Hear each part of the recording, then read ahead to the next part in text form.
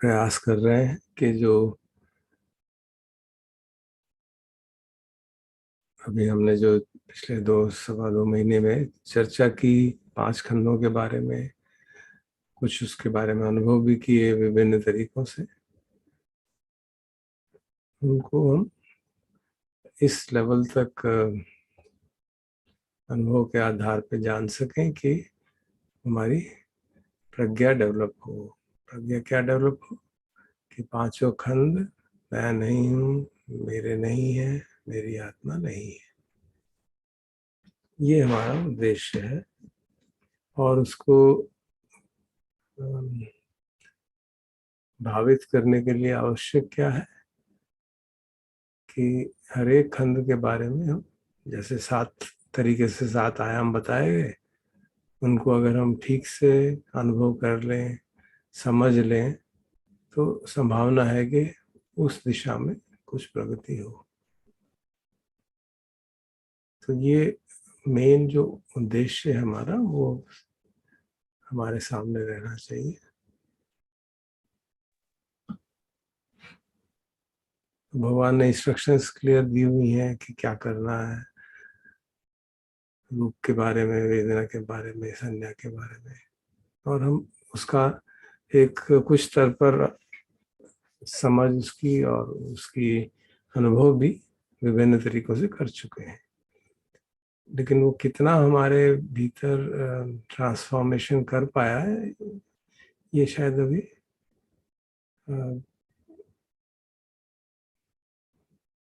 उसकी इंकलिंग हो सकता है हुई हो, लेकिन रियल कॉन्फिडेंस हो कि हाँ सचमुच में ऐसा है। बिकॉज तो सबसे ज़्यादा जो कठिनाई है वो रूप के बारे में ही है, क्योंकि रूप जो है इतना सॉलिड है।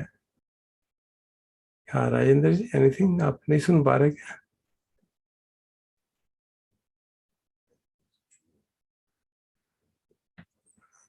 दीप्ति जी सुनाई दे रही है आपको? सर हमें सुनाई दे रही है। अच्छा अच्छा, चलिए। तो हाँ जी Rajendra ji, anything? I am not listening. मैं उनको मैसेज कर देती हूँ। ठीक है।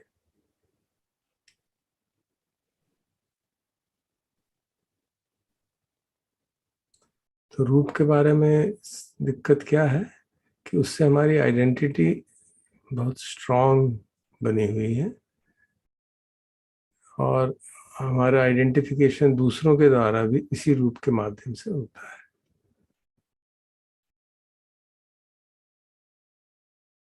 और जन्म भी इसी का होता है, जरा भी इसी की होती है, व्याधि भी इसको होती है, और व्याधि मन को भी हो सकती है, बट प्राइमरीली और मृत्यु भी शरीर की ही होती है। तो इस कारण से उसके साथ हमारा आइडेंटिटी बड़ी स्ट्रांग है। तो हम अगर इंटेलेक्चुअली बहुत अच्छी तरह जान भी लेते हैं तो भी वो आइडेंटिटी ब्रेक नहीं होती इतनी आसानी से।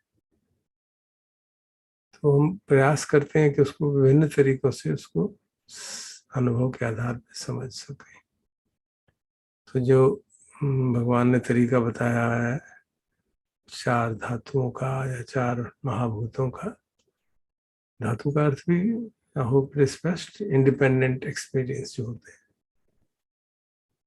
तो ये 4 डिस्टिंक्ट यूनिक एक्सपीरियंसेस हैं, पृथ्वी धातु, वायु धातु, अग्नि धातु और जल धातु के।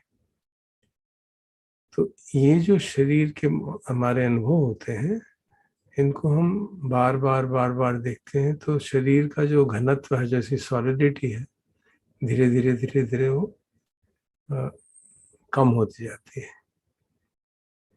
और इस तरह के अनुभव का उदय वे हमारी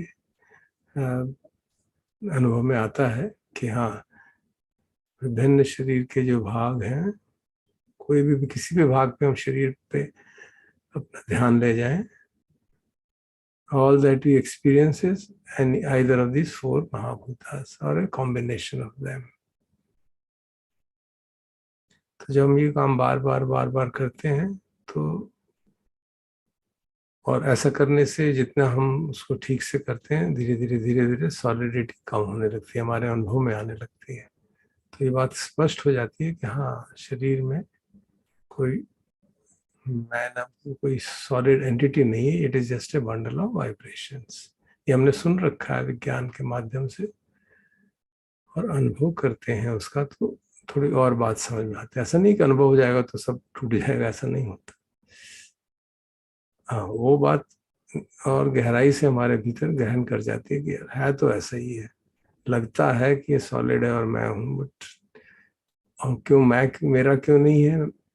मेरा इसलिए नहीं कि वो बाहर की परिस्थितियों से कंटिन्यूअसली चेंज होता रहता है, बाहर के मौसम से, बाहर की वो आहार से स्ट्रांगली चेंज होता रहता है, जो फिजिकल फूड है।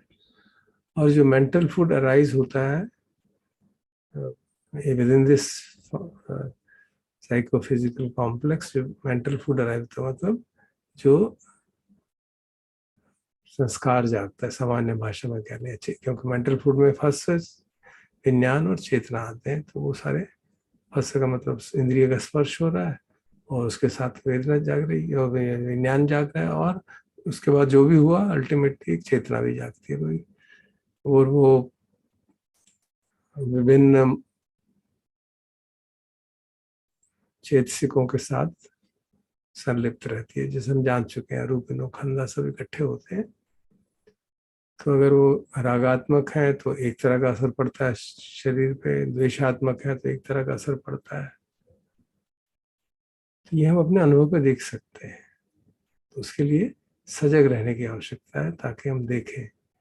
अब ध्यान करते समय राग जागे, द्वेष जागे, मोह जागे, बीच बीच में होता रहता है, लेकिन जो अच्छे साधक हैं, जो काफी वर्षों से साधना कर रहे हैं, they can observe the things with equanimity. तो फिर वो उसका अनुभव नहीं मैं महसूस हो पाता। बट हाँ, कोई कर्म विपाक के कारण जाग जाता है तो एकदम टोटल ट्रांसफॉर्मेशन हो जाती है अनुभव की। एंड देन वी सी क्या हुआ, एंड देन वी रियलाइज हाँ, something has risen from within, और उससे सारा बॉडीली एक्सपीरियंस ट्रांसफॉर्म हो गया।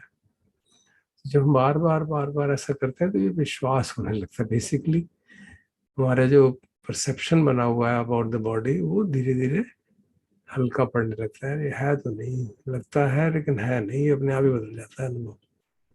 And then we slowly and slowly are able to kind of, ये बात जो है कि ये शरीर मेरा नहीं है, ये बात धीरे धीरे हमारे अंतर्मन में स्थापित होने लगती है। हमारा परसेप्शन थोड़ा थोड़ा चेंज होने लगता है शरीर। That is the whole idea of this whole exercise, so must very clear. The various preliminary advices which are given, for example in Anapan Sutta, in सतीपट्ठान में कैसे बैठना है, वो आवश्यक है, हेल्पफुल है हमारे लिए डेफिनेटली। बट वो इस इनसाइट डेवलपमेंट के लिए वो प्रीरिक्विजिट नहीं है। वो हमारे चित्त को समाहित करने के लिए, एकाग्र करने के लिए हेल्पफुल है। लेकिन अगर हमारी एकाग्रता इस हद तक हो गई है, और जैसे भगवान कहते हैं इसमें भी कहते हैं, यथाठितम यथापनिहितम, जिस तरह से भी पोजीशन में है शरीर, और जो कुछ भी कर रहा है कहीं भी, उस परिस्थिति में वो जानता है। मतलब जो हमारी सो कॉल्ड डेली लाइफ है, उसमें हम इनको जान सकते हैं। No, that is the real challenge ना। अगर हमको इस बात को गहराई से हृदयंगम करना है, अब अपने अंदर में परसेप्शनल चेंजेस करने हैं, तो outside these 1.5 hours morning evening during the day we know that it's happening। कभी राग जागता है, कभी द्वेष जागता है, बॉडीली एक्सपीरियंस चेंज हो जाता है। फिर हम भोजन करते हैं, फिर बॉडीली एक्सपीरियंस चेंज हो जाता है। किस तरह का भोजन करते हैं उसके हिसाब से change. So if you become aware during the day, then this process, ये जो हमारी अंतर्दृष्टि है, ये इंसाइट है, ये डेवलप होने की संभावना बढ़ जाती है। तो ये actually this is 24/7 exercise of Dhatu Manasikara Pabbam, and comparatively easy to identify. Body में चेंज होता रहता है, वो आसानी से मालूम पड़ जाता है. Only thing is to remember Satish, to remember to be aware. तो उसको भी अगर हम करेंगे और ऐसे भी करेंगे तो संभावना हो जाती है कि ये बात हमारी समझ में आ जाए. अगर हमारे शरीर के अनुभव को सूक्ष्म स्तर तक न भी जा पाए तब भी वो अनुभव हमारे समझ में आने लगती है बातें. और अगर हम कंटिन्यूअसली लंबे समय तक ध्यान करते हैं तो सचमुच में ध्यान के माध्यम से सूक्ष्मता की ओर भी बढ़ते लगते हैं. The experiences always become from gross to subtle. जैसे जैसे हमारी कंसंट्रेशन बढ़ती है, जैसे जैसे चित्त की शुद्धि बढ़ती है, वो दोनों ही चाहिए. ऐसा नहीं है कि सिर्फ कंसंट्रेशन से हो जाएगा. चित्त की शुद्धि का मतलब किस तरह का आहार कंटिन्यूअसली हम दे रहे हैं. फिजिकल आहार तो हम 2 या 3 या 4 5 बार देंगे, कितनी बार देंगे, 5 बार दे देंगे. लेकिन मेंटल आहार तो कंटिन्यूअसली इनपुट हो रही है, और इतनी सटल फॉर्म में होती है. Mild irritation, mild craving, ranging from there to extreme irritation, anger, and lust arising or greed arising, and so on. So those transformations are happening constantly. We have to be cognizant of them. That's the whole thing. तो इस बात को याद रखते हुए हम ध्यान करेंगे तो, और हमारा ध्यान उस तरफ जाएगा कि हमारा उद्देश्य अंतर्दृष्टि डेवलप करना है कि ये शरीर प्रकृति का भाग है. जैसे हमको डीएम बार बार कहते रहते हैं कि हर चीज प्रकृति का भाग है, तो एक्चुअली एक्सपीरियंस दैट. देन तभी हमारा ये भाव, मैं का भाव कि मेरा है, वो टूटता है. It's a part of nature. जैसे एक पेड़ पौधे खड़े हैं वैसे ही शरीर भी है. फर्क यही है कि हिलता रुलता है. पेड़ पौधे स्थित हैं एक जगह पे, फिर हिलते ही नहीं पाते. So with this brief introduction, I think we can now begin practice. हम ठीक से जानते हैं, शांत बैठ जाएं उचित पोस्चर में, क्योंकि हम बैठ सकते हैं यहाँ पे तो उचित पोस्चर में. और शरीर का निरीक्षण करें. कैसे करें? आप चाहें तो बॉडी स्कैनिंग एक एक काट कर सकते हैं, बहुत इफेक्टिव चीज़ है वो. It's very helpful in this regard, it's very helpful. और यू कैन, जैसे अगर आपने वैसे साधना करने का अभ्यास बना दिया कि हम तो बैठे रहते हैं और कुछ एफर्ट नहीं करते and just observe the things, you can start like that. You can start with observing the breath. Breath going in, breath coming out. वो भी एक आहार है, शरीर में जा रहा है, बाहर आ रहा है, जा रहा है, कंटिन्यूअसली चेंज हो रहा है उसके कारण. और उसके साथ साथ भी हम शरीर में जो असर हो रहा है वो देख सकते हैं. और धीरे धीरे फिर शरीर में जो असर हो रहा है उसकी ध्यान लगा के वी कैन सी किस तरह की 4 महाभूत कौन से प्रोमिनेंट है. कहीं पे भारीपन है, कहीं हल्कापन है, कहीं गर्मी है, कहीं मूवमेंट है. So we try to be cognizant of them from the perspective of the Mahabhut, and see their arising and passing away, see their changing nature continuously, and how they change with the inputs which come naturally. हमारे मन से अपने आप input generate होती रहती हैं depending on our latent tendencies. अनुभव प्रिय होने लगता है, लेटेंट टेंडेंसी राग की जागने लगती है. अनुभव अप्रिय होने लगता है तो द्वेष की जागने लगती है. कभी कभी सचमुच पे इतना ज्यादा जाग जाता है कि अपने ऊपर ही गुस्सा आने लगता है. So we realize these things and then we can see the transformation happening. तो और we can in fact धीरे धीरे नेचुरली हमारे ध्यान में आता है कि अगर गुस्सा आता है तो शरीर में जलन सी होती है, गर्मी लगती है. We can actually experience that. मन में अगर चित्त समाहित है, कोई राग नहीं जाग रहा, द्वेष नहीं जाग रहा, और सजग है, मोह नहीं है, तो उसका असर ये होता है शरीर पे कि एक these Mahabhutas get balanced and we have a pleasant experience which we can see. और then you have to be cognizant कि क्या मैं इसके प्रति राग जाग रहा है क्या. और राग जाग जाएगा तो पता चल जाएगा, एकदम एक्सपीरियंस टोटली डिस्टर्ब हो जाएगा. So we can see this interplay and interpret it properly. वो बहुत महत्वपूर्ण है. जो हमारा अनुभव आ रहा है उसको इस 4 महाभूतों के कॉन्टेक्स्ट में इंटरप्रेट करें, ताकि हमारी जो संज्ञा बनी हुई है ये शरीर सॉलिड है, मेरा है, वो धीरे धीरे डिसॉल्व हो. Okay, so you can start practicing. So these chantings हमने इसीलिए कम की कि ताकि समय हमें काफी मिल सके। 45 मिनट हो गए हैं, तो अच्छा रहेगा कि अगर हम अनुभव क्या हुए और उससे क्या लर्निंग हुई उस पर चर्चा कर लें थोड़ी। रिक्वेस्ट यू टू शेयर, क्योंकि हमारा उद्देश्य ये है कि जो अनुभव हो रहे हैं उससे हम सिखा पदम क्या सीख क्या रहे हैं। So Dharsab, apart from food and तो it will be good if we share our experience. आपका चल रहा है? Can you hear us now? Yeah. Yeah, because I started making commentary and you kept making commentary as well. There's some, I noticed that apart from physical food, because I had coffee just before we started, so there was very distinct impact of that. और मैं mental food पे भी आऊँगा, but also what about like weather, Ritu? I'm noticing अब हम लोग दरवाजे खुले रख रहे हैं, अब now things have improved. So now that seems to be a factor as well, for example. So that was one observation. Yeah. And you can comment on that after I make my second one. दूसरा ये था कि जो आप mental food कह रहे हैं, it appears that actually every thought, setting aside whether it is जो हम technically जैसे उसको break apart करते हैं, है ना? Or setting aside whether it is of the nature of X or Y. Actually, it appears every thought. And then I remembered that you had said this earlier also, that basically all mental activity will have some impact inside or outside the body. सवाल ये है कि हम उसको discern कर पाते हैं कि नहीं. तो ये दो चीजें मुझे आज सुबह बड़ी distinctly सामने आई. So if you'd like to say something about it then. Yeah, both observations are very pertinent for us. Weather has a strong influence on the body. And it affects the mind also. You know that. गर्मियों के मौसम में लोगों को गुस्सा ज्यादा आता है, ये वेल नोन फैक्ट है.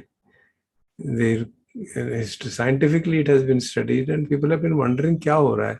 Why do the road rage incidents increase in summer? ये क्या बात है?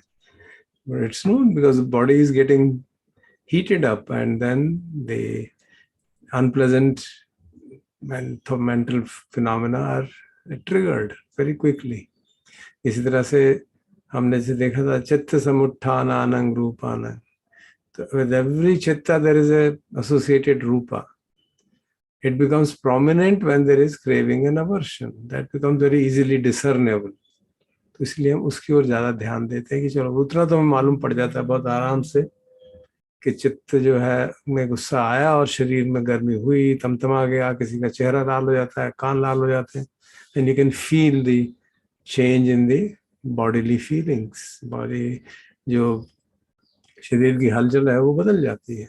इसी तरह से बहुत स्ट्रॉन्ग लस्ट जागे तो you know the body gets into turmoil.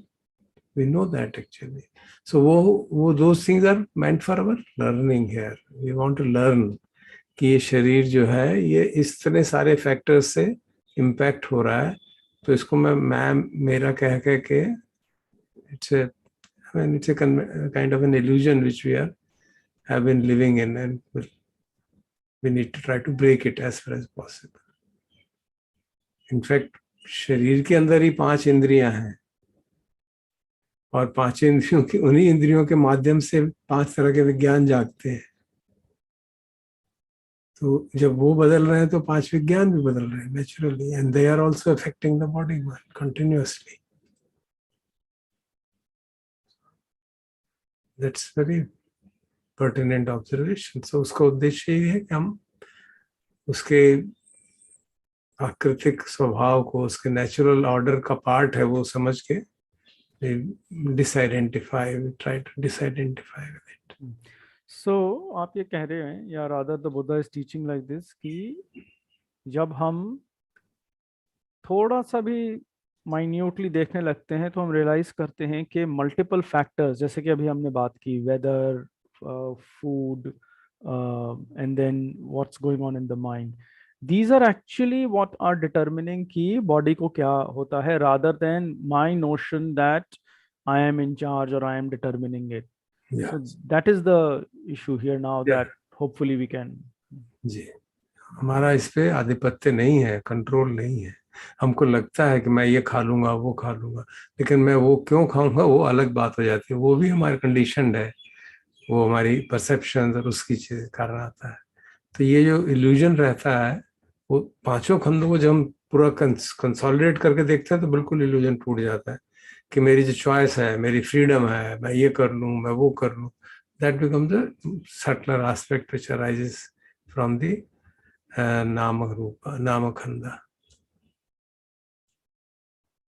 But identity हमारी अधिकतर रूप खंड से ही है, इसलिए उसको गहराई से देख पाना थोड़ा समय लगता है उसमें।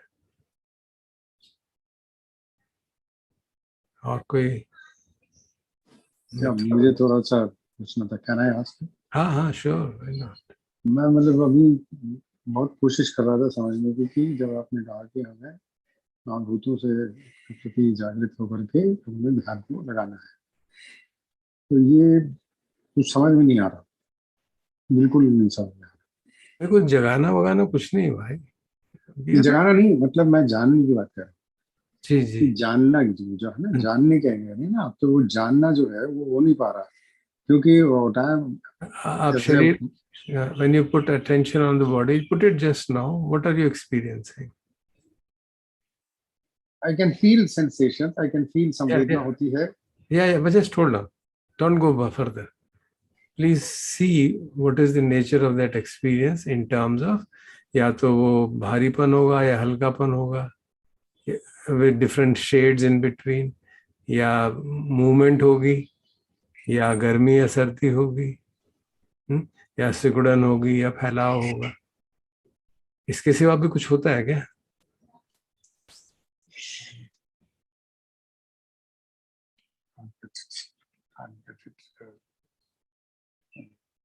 मतलब मुझे तो सिकुड़न और ये सब तो नहीं समझ में आ रहा। जी जी, क्या What नहीं? I'm expect- एक मिनट, मुझे क्लियर नहीं हुआ, आपने क्या कहा? मुझे क्या नहीं समझ में आ रहा?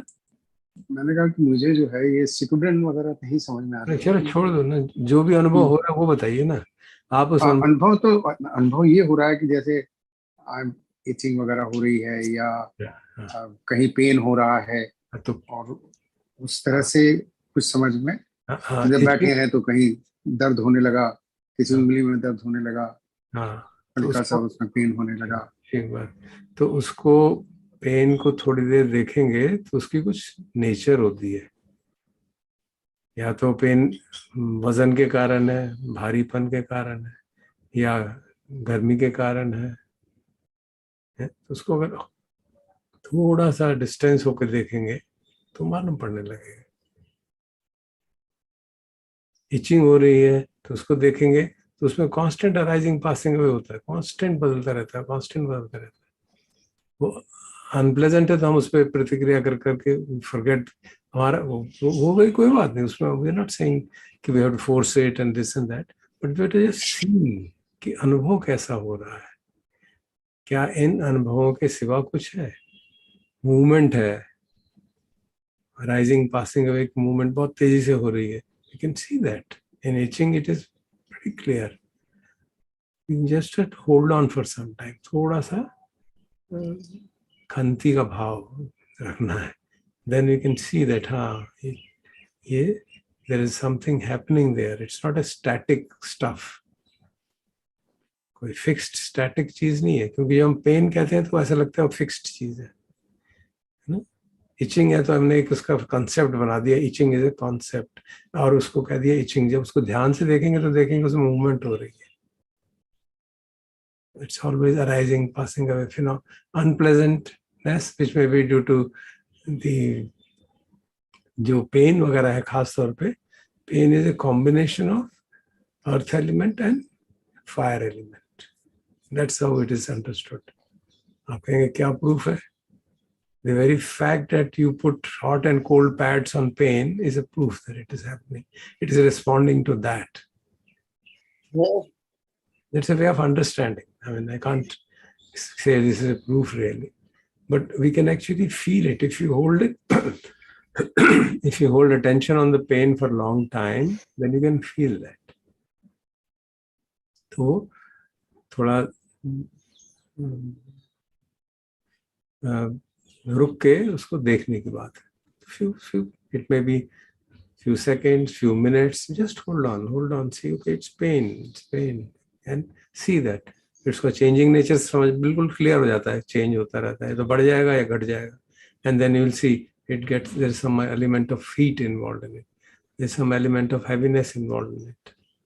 तो उस तरह से हम उसको अनुभव को उस जो भगवान ने सिखाया हमको पैराडाइम, ये देखने दृष्टिकोण सिखाया, इस दृष्टिकोण से उसको देखोगे तो स्पष्ट होने लगता है.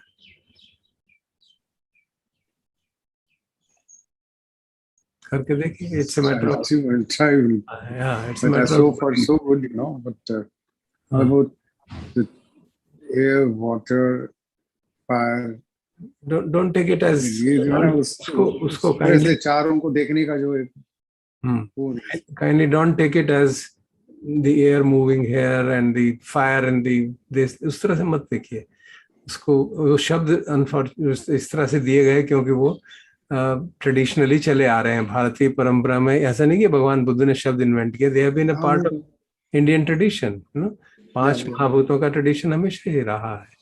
तो उसी को यूज किया, उसको समझाया कि वो अग्नि का जो बाहर तत्व है वो बाहर नहीं है, अपने भीतर गर्मी और सर्दी का इंडिकेशन है. गर्मी और सर्दी, दैट हलन चलन, मूवमेंट होती रहती है. अगर आप देखेंगे तो मूवमेंट होती रहती है, और ध्यान से देखेंगे तो वो अगर ज्यादा मूवमेंट होती है तो ऐसा लगता है कुछ फ्लो हो रहा है. वो कुछ नहीं रहा वहाँ. ये यहाँ भी मूवमेंट हो रही है, यहाँ भी हो रही है, यहाँ भी हो रही है, यहाँ भी हो रही है. तो जैसे न्यून साइंस हम देखते हैं और एक के बाद एक चेंज हो तो एकदम फ्लो लगता है, बिल्कुल वैसा ही यहाँ पे फ्लो होने लगता है. सो इसी यहाँ दिस इज वायु धातु का असर है. कभी भारीपन, अब नीचे सीट मेरी बैठा हुआ रहता हूँ सीट पे, तो काफी देर अगर बैठता हूँ तो the quantity of pain becomes very high. Then I have to shift my attention. I know there is a heaviness arising there. That pain is due to heaviness. I can see that. Yeah, it's basically heaviness which is causing pain, and I can see that and move that. तो उस तरह से जब हम बार बार समझते हैं तो वो महसूस हमारे अनुभव में आने लगता है. और जब हम ध्यान करते हैं ज़्यादा, बहुत देर, तो वो जो हैवीनेस है कम होने लगती है. फिर पेन ही नहीं होता बैठे हुए. Sitting for long time, because the heaviness element of earth element has become very subtle. So these are the kind of things which we actually experience, and then we interpret them properly. Because अनुभव में अगर हम खो जाएंगे तो कुछ नहीं, we will not get any insight into it.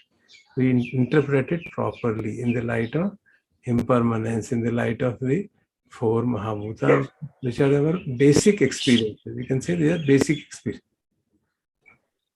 जैसे हम जब विपासना करते थे वो धारा प्रवाह का एक जिक्र आता था, तो वो एक्सपीरियंस होता था कि हाँ धारा प्रवाह जैसा कुछ लग रहा है. बट जैसे आज हम बैठ करके सांस पे ध्यान लगाते हैं और सांस को के प्रति पूरी निष्ठा से उसको देख समझ अपने मन को एकाग्र कर पाते हैं बिल्कुल सही तरीके से, तो वहाँ उस समय पूरा जो केंद्र है वो वही है, सांस है, और उसके प्रति पूरी सजगता है. उसके अलावा कुछ और हो रहा है शरीर के अंदर, उस पर ध्यान जाता नहीं, और पेन अगर हो भी रहा है तो उस पर नहीं जाता. तो ये हमारी कंडीशनिंग हो गई है ना. हाँ, कंडीशनिंग है. ये हमारी कंडीशनिंग हो गई है कि हमको ये करना. वहाँ पे वो, मैं नहीं कह रहा कि वो गलत है, वो उसका एक उद्देश्य है, चित्त को समाहित करना. अब हमारा उद्देश्य वो नहीं है. तो we should have that flexibility of doing what we want. हम ये देखना चाहते हैं और हमारी पुरानी कंडीशनिंग हम कहते हैं ये हो रहा है, तो उसको समझना है ना. मैं कह रहा हूँ कि ये तो अनुभव हो रहा है और ये समाहित होने का एक जो अभ्यास प्रयास है वो फलीभूत हो रहा है, ये समझ में आ रहा है.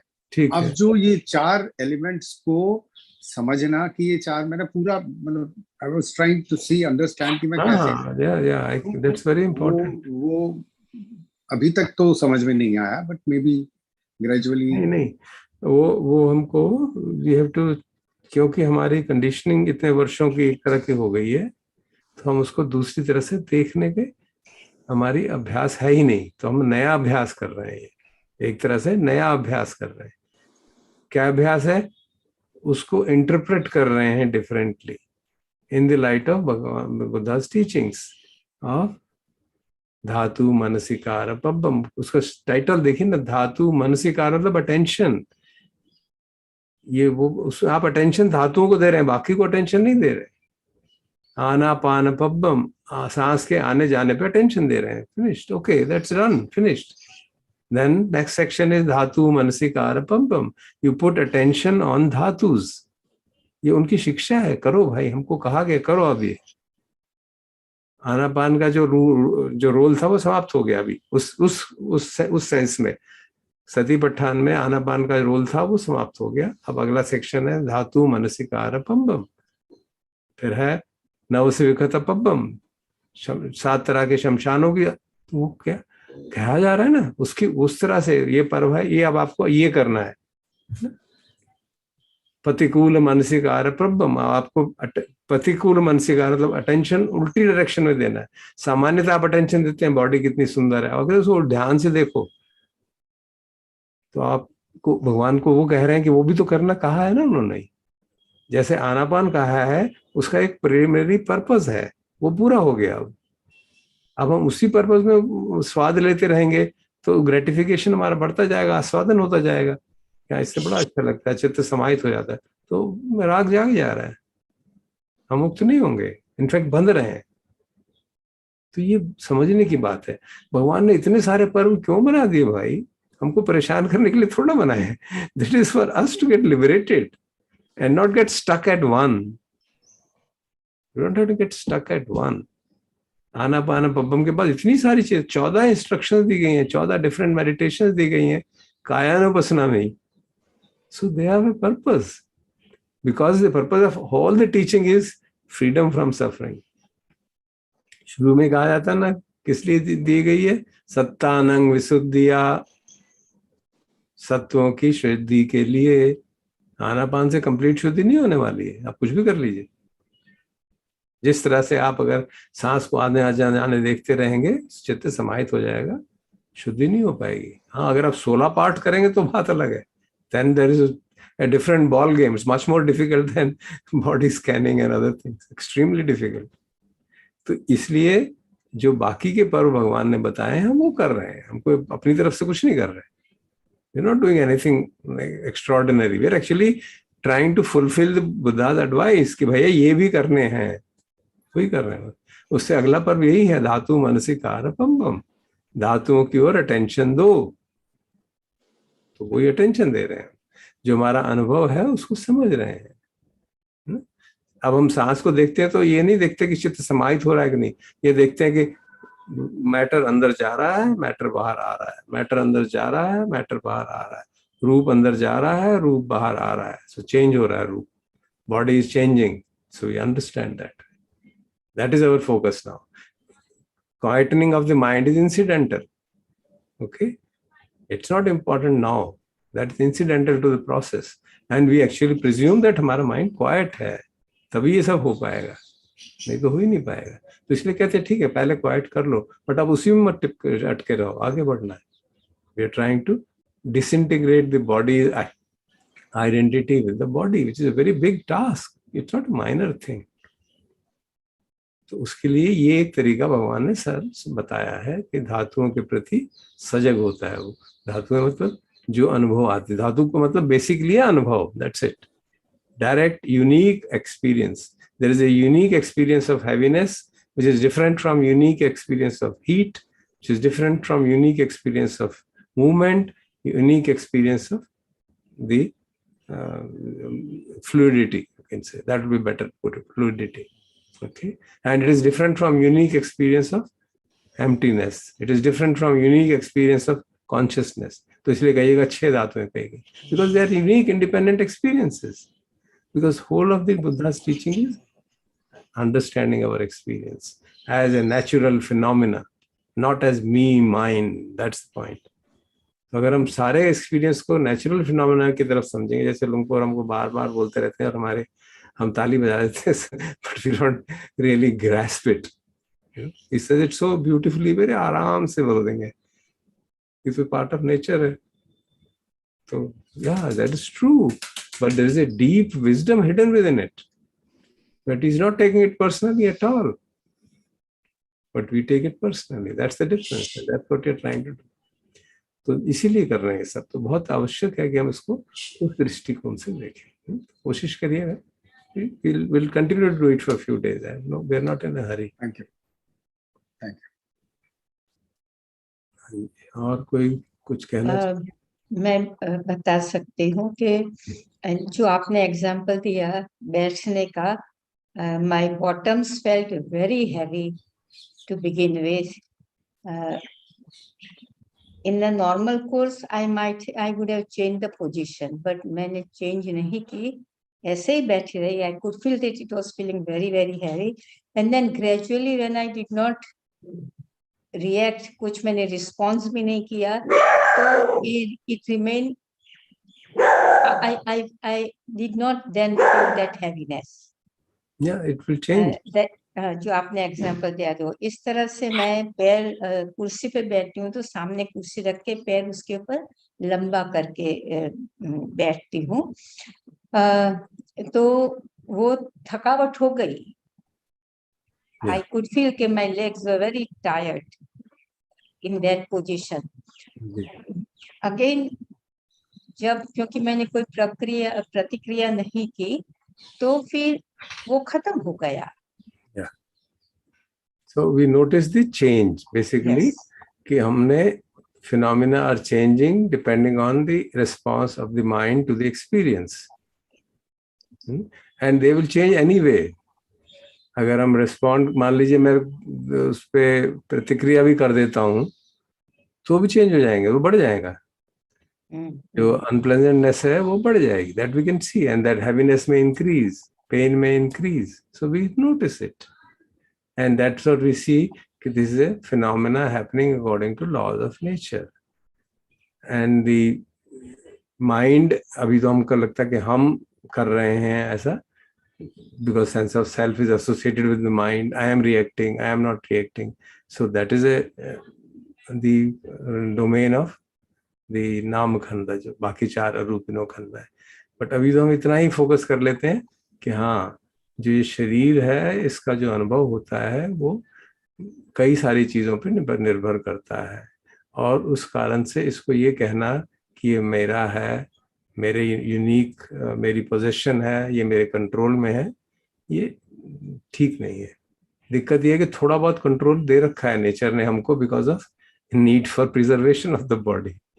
तो उस कारण से और कंफ्यूजन हो जाता है. आप कह सकते हैं मैं जब चाहूँ हाथ हिला सकता हूँ, तो कंट्रोल है. No, this is a common question which arises. But if you investigate deeply, then we see that volition जो है, वो भी एक phenomena है, which will come later. So, but because of these facts, because of the partial ability to control, apparent ability to control, we remain in an illusion कि ये तो मेरे वश में ही है, जो मैं चाहूँ कर सकता हूँ.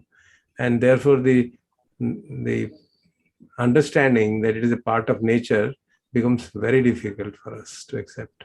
वो accept करने में बहुत समय लग जाता है. इसलिए इस तरह की एक्सरसाइज जितना हम बार बार contemplate करेंगे, मुख्य बात ये है कि हमारे अनुभव पे contemplate करें, उस अनुभव को समझें, उस अनुभव में खो ना जाएं. जब धारा प्रवाह होता है तो खो जाता है, भूल ही जाता है क्या है. Just forgets it is impermanent, he forgets it is temporary, he forgets it is Vayu Dhatu arising, everything is forgotten. You create enormous craving for it, and then the whole damn thing stops. And then one gets, oh, meri sadhana kharab ho gayi. And then one creates aversion, and then the pains increase. Well, I would say from the point of view of Dhatu Manasikara Pabam, it's fine. You actually learn. Craving kri, और bodily experience change हुआ, aversion किया, bodily experience change हो गया. So it is very strong teacher for us in that sense. I'm not saying this is how we should live, but I'm just saying this is how we should practice from this perspective. तो वो हमारा उद्देश्य है कि भाई हमारे शरीर की जो अनुभव हो रहा है वो it is conditioned by so many phenomena, by the physical food, by the weather, by the kind of illness we may have, and the kind of mental states which we experience, and vipaka can arise. Suddenly it can arise. You're just sitting quietly and suddenly there's a upsurge and the whole body falls apart and this huge pain and we don't know what happened.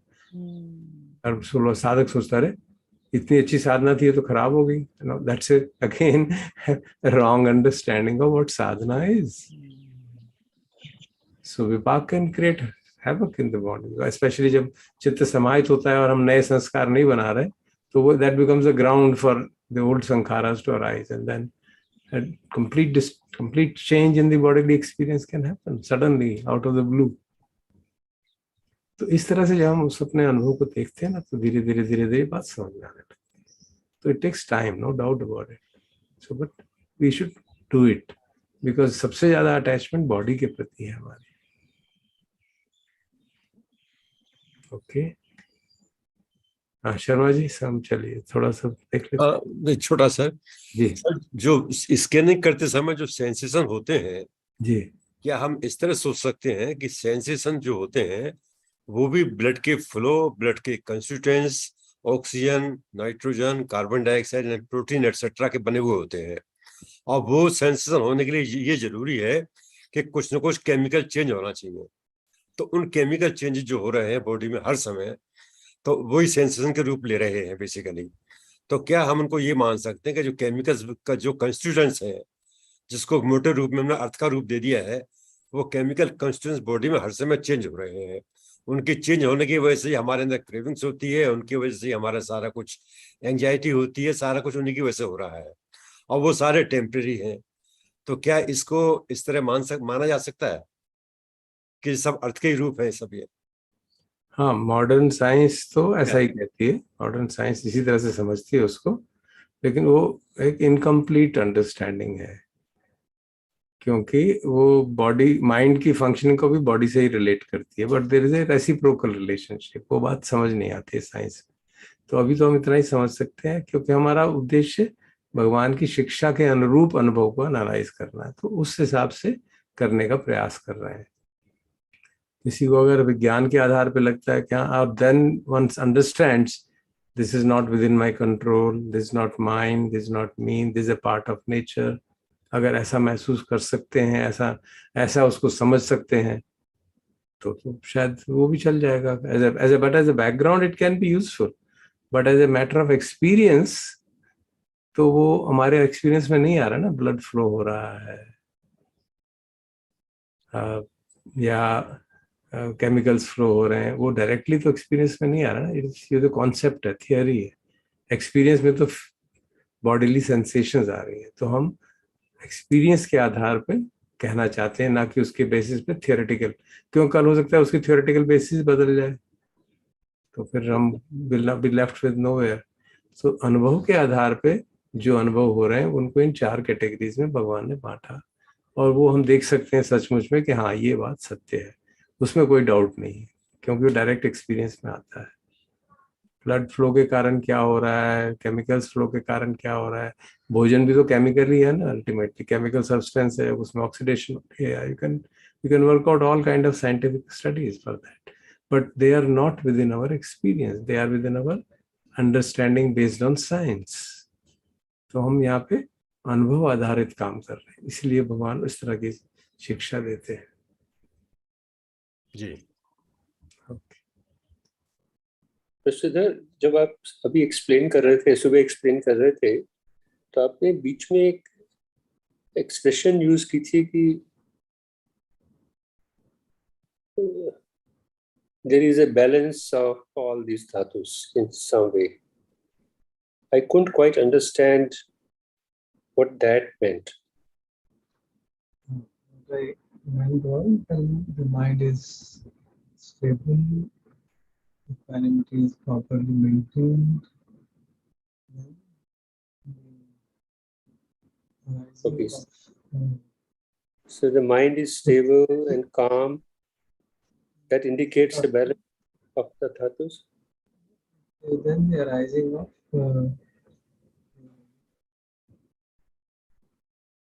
rupa due to the chitta, not steady. Stable, then it will steady, balanced rupa. Okay. In So such the, that there's no unpleasantness in the world. The rupa arising out of chitta, the chitta is stable and there is no craving or aversion in it, or chitta samutthana, such as to be a pleasant experience. Doctor साहब कुछ सुनाई नहीं दे रहा. Doctor साहब चक्कर ऐसा क्या है, ऐसा है, आपकी आवाज आ रही है, but it's very muffled, like I said in the beginning of the session. So if you can tinker around with the mic or pull it really close to your mouth, then we'll hear it clearly. Of course, we can hear you. The answer to the question is कि आ रही है कि नहीं, yes, but it's not discernible.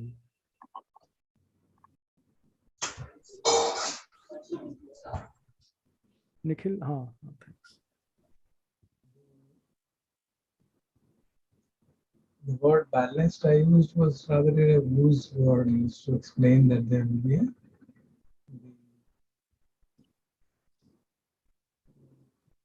chitta samutthana rupana will not be such as to be a pleasant experience.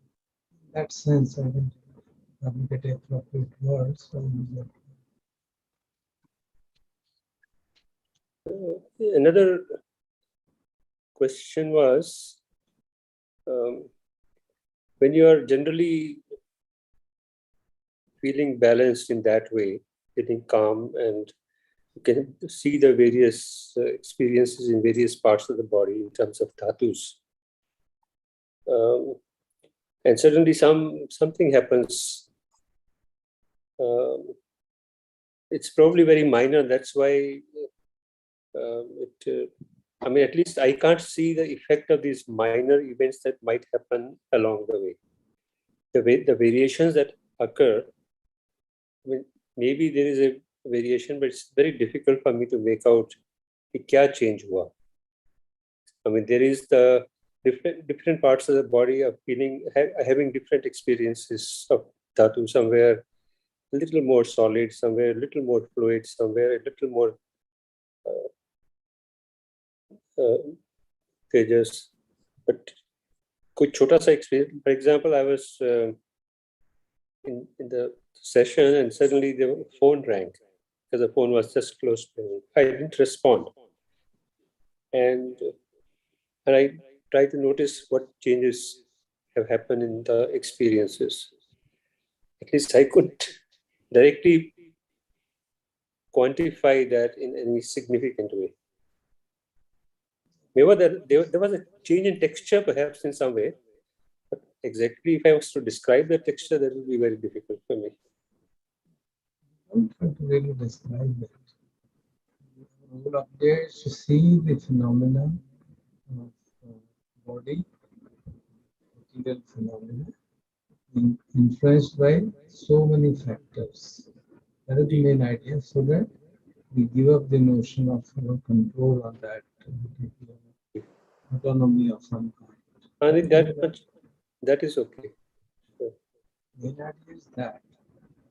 Because, to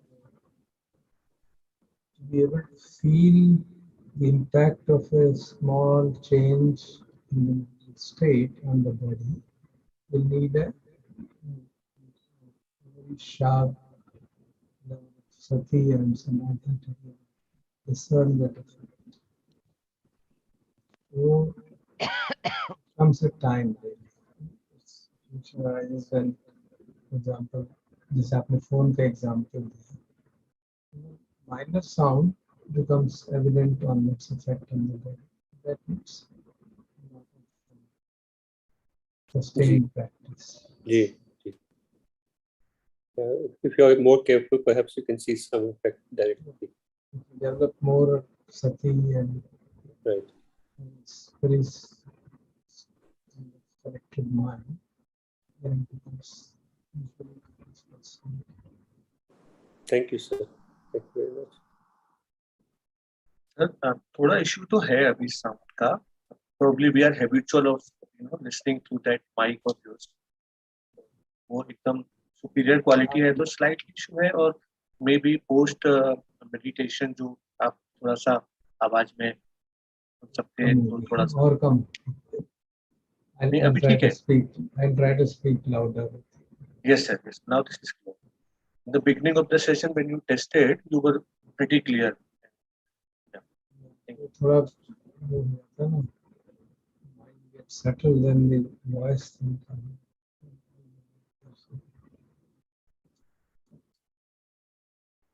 actually क्या है कि शायद आपने जो हेडफोन लगा रखा है उसकी वजह से कोई प्रॉब्लम है. नहीं, मैंने हेडफोन सब की चीजें वजह हटा से दी हैं. And as a matter of preparation for my subsequent interaction. आवाज मफल्ड है, जैसे भी महापंडित ने कहा. महापंडित जी कह रहे थे ना कि Because the mic is integrated with this, so I can't bring it out in the slightly so that it comes nearer to me. तो थोड़ा मुझे भी आदत हो जाएगी तो I think. Sir, I just want to ask you, I mean, I was doing body scanning as such. So this four Mahabhut Dhatu, one becomes very predominant. So मेरा एक consistency था. It was obviously not at a rapid speed of arising and passing away, but it's a very medium, but it was just one dhatu as such was predominant, and I could not see much of change as such. Then in that, what does one do? Like, it was a consistency kind of a thing. And it was just happening on its own. I was not doing anything as such.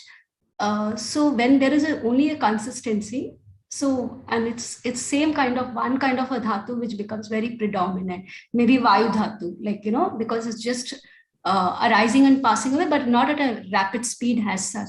It's consistency. तो वो देखते देखते, like, I could not see much of a change as the changing phenomena as such. It must be there, but I could not observe it as such. When I look at it at the whole, it was like almost the same kind of a at a certain consistent speed. So what does one do in that? If there is experience of vayu dhatu, especially predominant है, उसकी characteristic यही है कि वो movement हो रही है उसमें. So if you are observing it in a proper manner, more attention, the change becomes self-evident.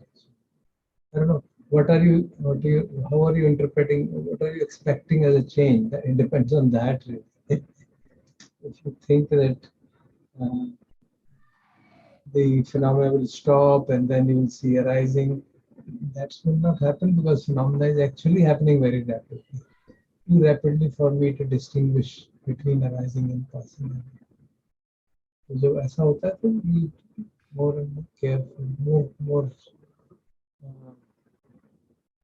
attentive, and sati should be increased so that we can observe it. The very fact that phenomena are influenced by, because when you start, you didn't experience that. When you started meditation, आपका experience कुछ और था ना? That slowly changed, and then you felt it was steady. Verified by being more carefully observant. That's all I can say. It's a question of being able to observe it very, very precisely and very mindfully. See, जब चीज कोई बहुत तेजी से बदलती है ना, वो स्टडी लगना लगती है. That is a problem. If the rate of change is very fast, जैसे ये जो पंखा है बहुत तेजी से घूमे तो सॉलिड डिस्क लगता है ना? और उसको हम हमारी आँख की शार्पनेस काफी ज्यादा हो तो हम पकड़ पाते हैं कहीं इसके पंख हैं जो जब चीज बहुत तेजी से बदल रही है, बहुत रेट ऑफ चेंज बहुत फास्ट है और उसका time period of existence is very small, then it looks like a steady thing. So please be more careful and observe.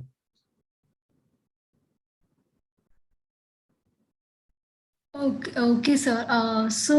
Maybe there was a change. I was not able to look through it as such. Probably that sharpness, or because then I felt it's like almost the same. I mean, though I could not hear much of what you said, but I just so ठीक से आवाज नहीं आ रही थी sir मुझे. हाँ ठीक है sir.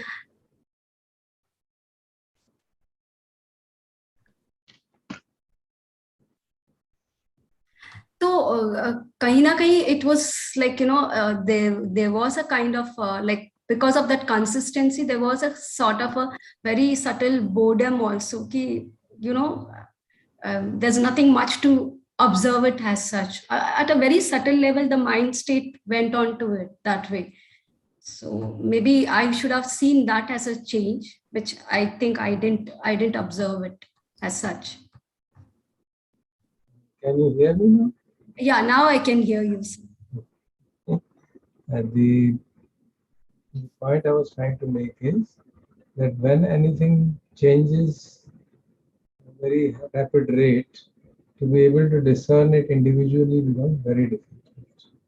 The example I was giving was of a fan which is moving. When it is moving slowly, you can see it's 3 or 4 being slow moving around. You move it very rapidly, it becomes like a solid disk. Same thing happens with our observation of the body's sensations. If they're changing very, very rapidly, they look like steady. So if you sharpen your observation, you stay put at a particular pace and say, okay, let me see what's going on. Is there no change? And you stay at that for a reasonable length of time, you'll be able to find it out. At least that's what I have verified many times. Okay, so I mean, like you have to stop at a certain pace to see what is happening, basically. Yeah, it's a matter of practice, and then the way, because sometimes we expect something to be in a particular way to say it is changing. Even if we see at the gross level, the fact that when we started the experience was of particular kind, after some time it became what we saw steady, and then again it changed into the normal form.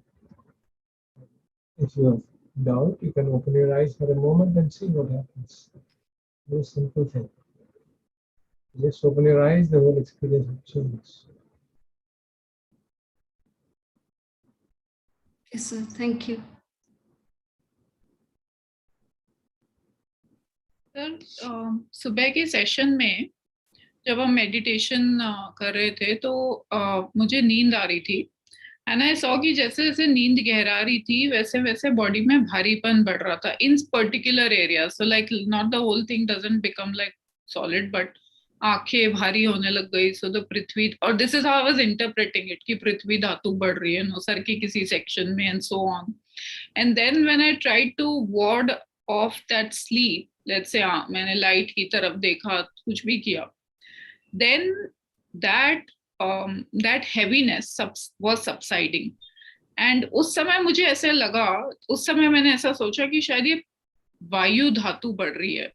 But अभी evening में अभी actually मुझे realise हुआ कि अगर भारीपन बढ़ रहा था और बाद में हल्कापन लग रहा है, maybe it's just the variation in the prithvi dhatu itself.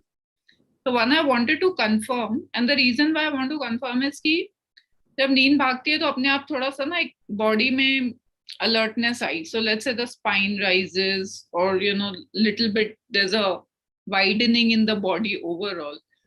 So there's a motion also involved in that sense. So what does one see it as? The जो आलस्य है, it is generally associated with increase in पृथ्वी धातु. Earth element rises and that leads to makes the inertia उससे बढ़ जाता है. Inertia पृथ्वी धातु का heaviness है, तो heavy चीज को हिलाने में जोर लगाता है, लगता है ना. So when there is a increase in the Prithvi element of earth element, जैसे तरह अगर आप गरिष्ठ भोजन कर लें तो भी ऐसा ही होता है exactly, because the earth element increases very phenomenally.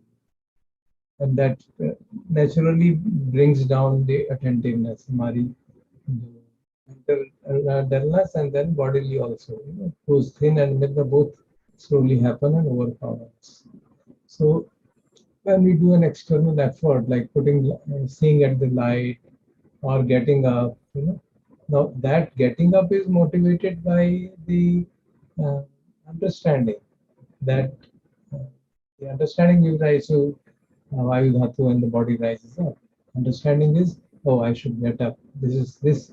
I am become aware of the tendency to fall asleep, and we have learned from our teachers that when this happens, you should do this, this, this. That is a result of understanding. And if you get up and walk, that is the result of the intention arising because of understanding. And that intention gives rise to Vayu Dhatu and makes the body move. That's how we understand the process of movement in general. So the intention is arising due to certain reasons, and that intention is giving rise to that kind of elements, that kind of dhatus. Okay, the intention is a very strong contributor to these mental material, mental ahara, you can say. Okay, sir, that, आहार है इसमें intention का बड़ा भारी role रहता है. okay, that's very helpful. और मैंने साथ में एक experiment भी किया था. I was trying to work with the different धातु. So I invited a thought of like anger in my mind. किसी के बारे में कुछ मैंने जानबूझ के उल्टा सीधा सोचा, तो मैंने देखा कि वो एक जलन जैसा या गर्मी जैसा बढ़ा बॉडी के अंदर.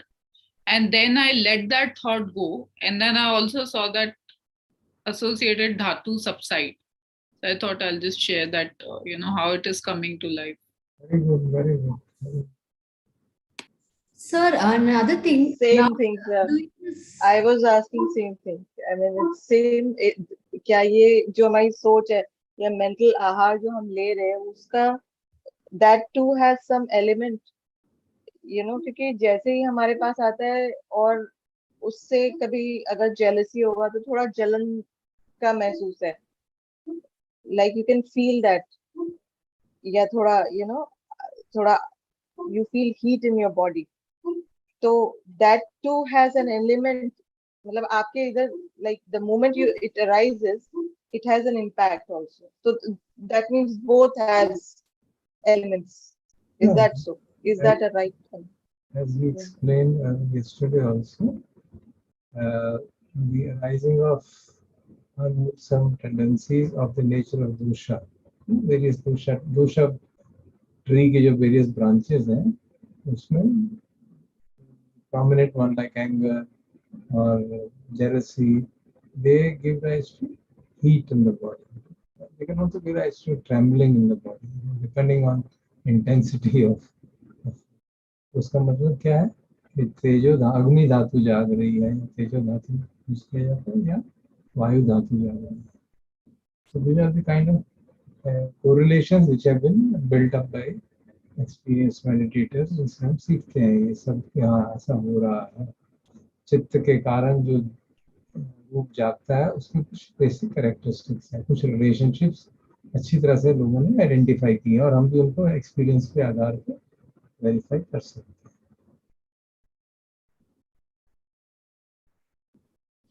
Sir, now when we are doing this, the four elements as such, how do we interrelate it with, one can also look at like रूप now, तो रूप खंड को अगर हमने लिया है तो with this can we also see it as this contemplate on four noble truths and 32 parts of the body also, जैसे आपने कहा कि like all these five senses are also part of our रूप only, which is where everything operates through this, and when we see somebody also we identify with their रूप and for ourselves also.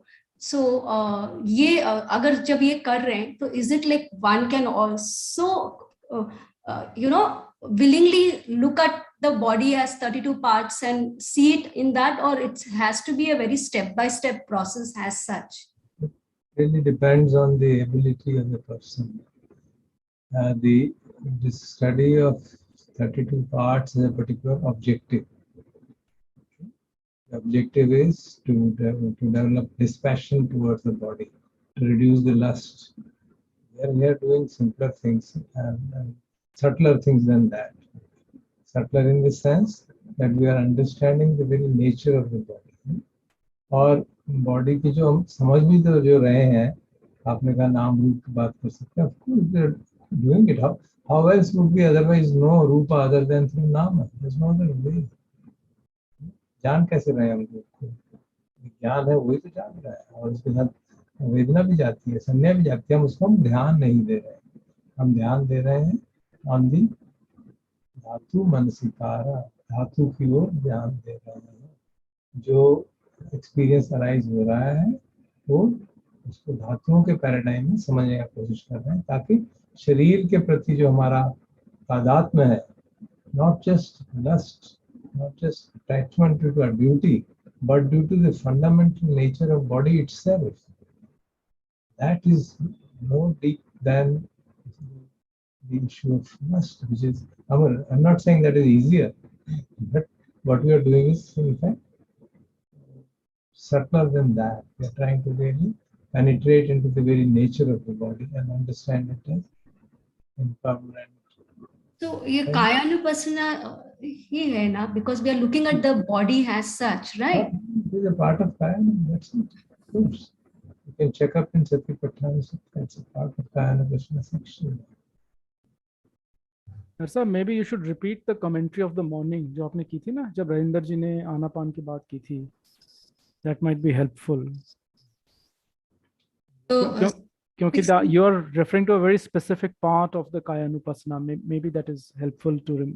I don't know if Geeta was there in the morning, but that. Yeah, those 16 steps as such, right? Anapan, breath in. I said we're not going to do that. No. Okay.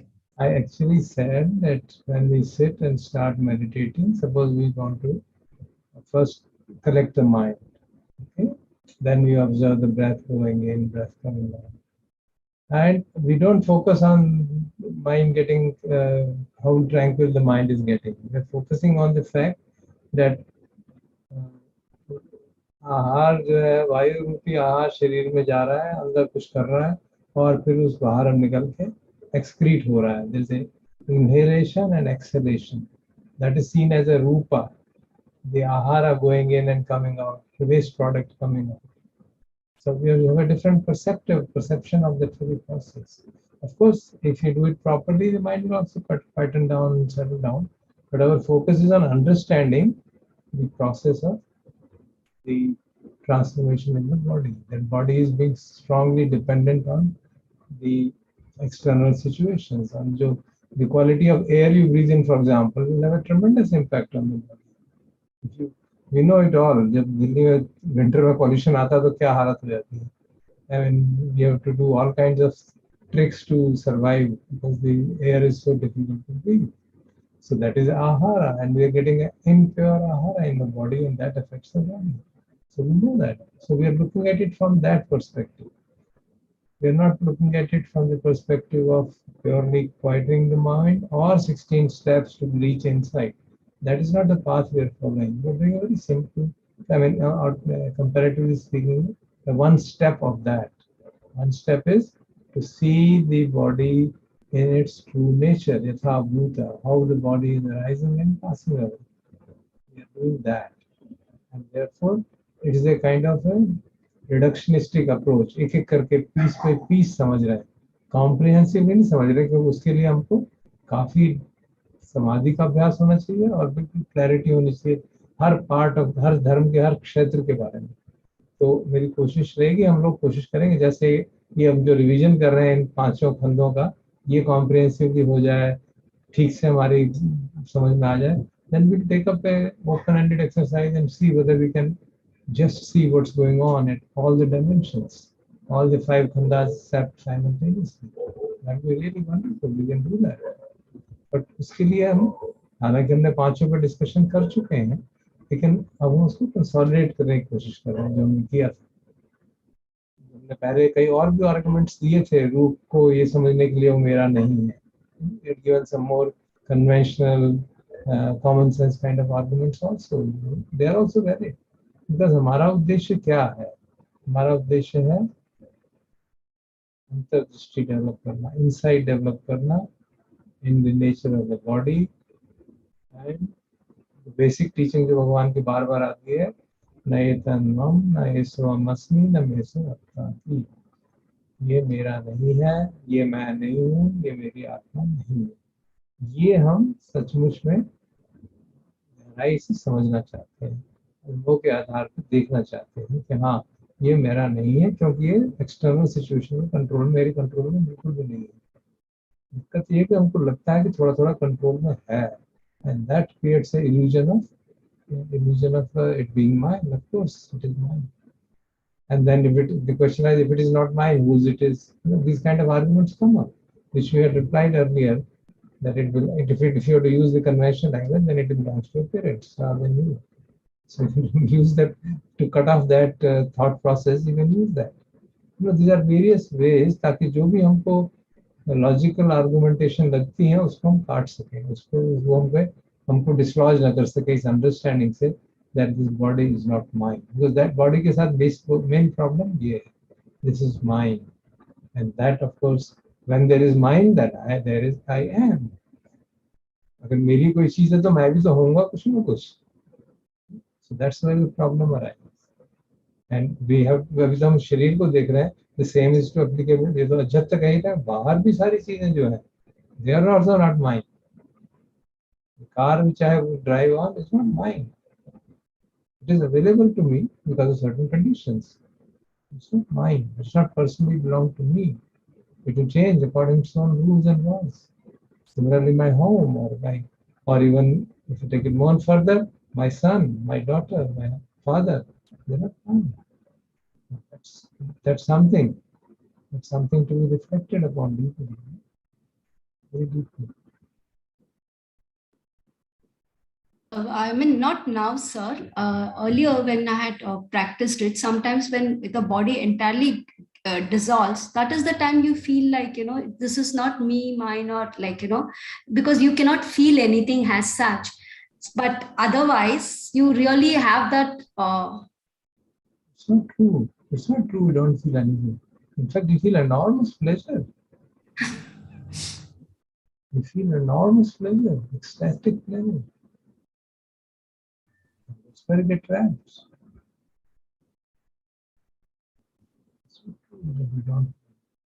We don't feel anything in fourth jhana upwards. Kindly look at your experience more carefully. I think I'll leave it here only, rather. Okay.